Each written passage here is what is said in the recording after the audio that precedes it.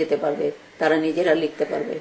আমরা ভাষা আন্দোলন করেছি, আমরা ভাষাকে রাষ্ট্রভাষা করতে পেরেছি। আমরা ভাষা আন্দোলনের সহায়তায় উপলক্ষ করেই আমরা স্বাধীনতা পেয়েছি। আমরা বাংলা একাডেমি পেয়েছি।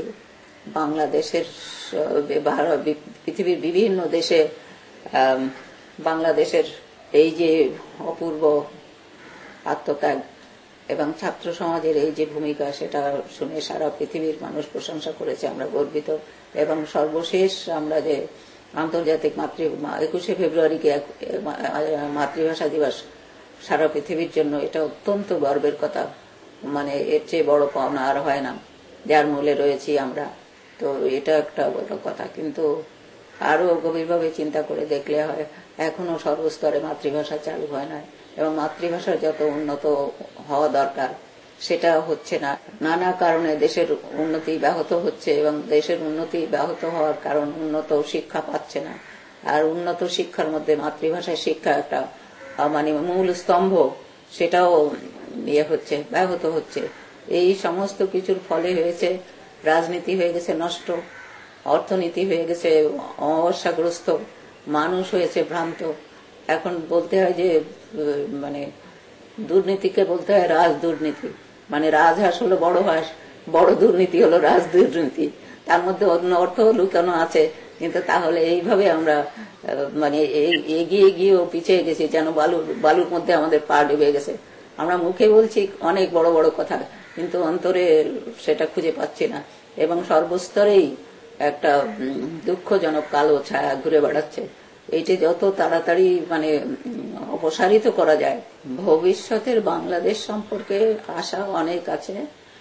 তবে বাঙালি পৃথিবীর যেখানেই যাচ্ছে, তারা তাদের প্রতিভা, তাদের কর্মক্ষমতা, তাদের অভিজ্ঞতা সমস্ত কিছু দিয়ে তারা পৃথিবীকে দেখিয়ে দিচ্ছে যে তারা ছোট নয়। বোধহয় আরো বেশি আমাদের ত্যাগ স্বীকার করতে হবে, এবং আরো গভীরে, শিক্ষার গভীরে যেতে হবে, মানসিকতার গভীরে যেতে হবে, এবং দেশপ্রেম, মানবপ্রেম, ভাষাপ্রেম, জাতিপ্রেম, বিশ্বপ্রেম, এই সবকিছুকে গভীরভাবে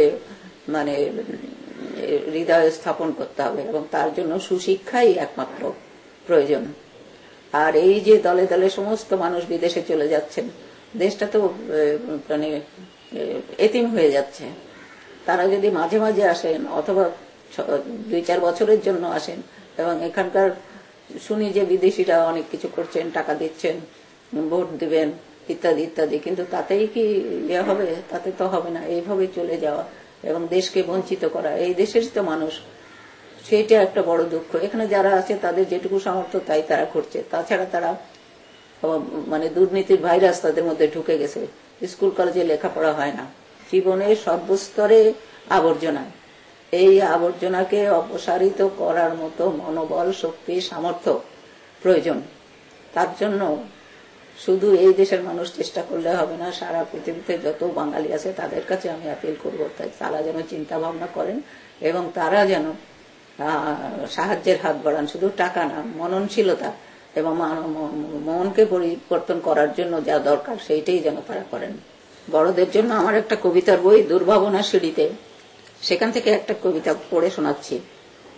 আমি কিছুই করতে পারছি না, ঝাঁকে ঝাঁকে মাছ মরে যাচ্ছে, মরে যাচ্ছে ময়না, শালিক, টিয়া, দোয়েল ও খঞ্জনা। শুকিয়ে যাচ্ছে সব ধানের চারা, ঝরে যাচ্ছে সব ফুলের মুকুল। আর ঘরে ঘরে তৈরি হচ্ছে নানা মাপের মারণ কাঠি। পরীক্ষা করা হচ্ছে তা মায়ের উদরের মতো ভূগর্ভে। প্রতিক্রিয়া হচ্ছে ভূমিকম্প, খরা, ঝড়, রক্তবৃষ্টি, অগ্নি ও বৃষ্টির মহা দাহন। আমি কিছুই করতে পারছি না, চিৎকার করে মাথার শিরা ছিঁড়ে ফেলতে পারছি না, বলতে পারি না থামাও অস্ত্র তৈরি, থামাও যুদ্ধ, অস্ত্র ব্যবসা বন্ধ করো, বন্ধ করো মানুষ হনন, আর পৃথিবী ধ্বংস করার সকল অশুভ ঘৃণ্য প্রচেষ্টা বন্ধ করো। জোয়ান ছেলেরা নেশার চোরাবালিতে ডুবে যাচ্ছে, অমানুষ হচ্ছে সব সোনার শিশু কিশোর। খেলনার বদলে তাদের হাতে তুলে দেওয়া হচ্ছে বিষধর কালকে উঠে। বন্ধ করতে পারছি না তা আমি, আমি বন্ধ করতে পারছি না। জাহাজ বোঝাই হিরোইন আসছে, আসছে মারিজুয়ানা ও কোকেন, সব বন্দরে, বাজারে আর দোকানে। আসছে মৃত্যুর নীল পরোয়ানা, সিরিঞ্জে সিরিঞ্জে, অ্যাম্পিউলে আর অ্যাম্ফোরায়। আসছে না মুক্তি। প্রজেক্টের মাধ্যমে আমি বিদেশে আমার যত ভাইরা আছে তাদের মুখোমুখি হতে পারছি, আমার খুবই খুশি লাগছে।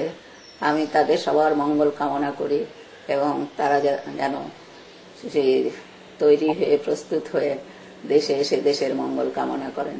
সবার জয় হোক।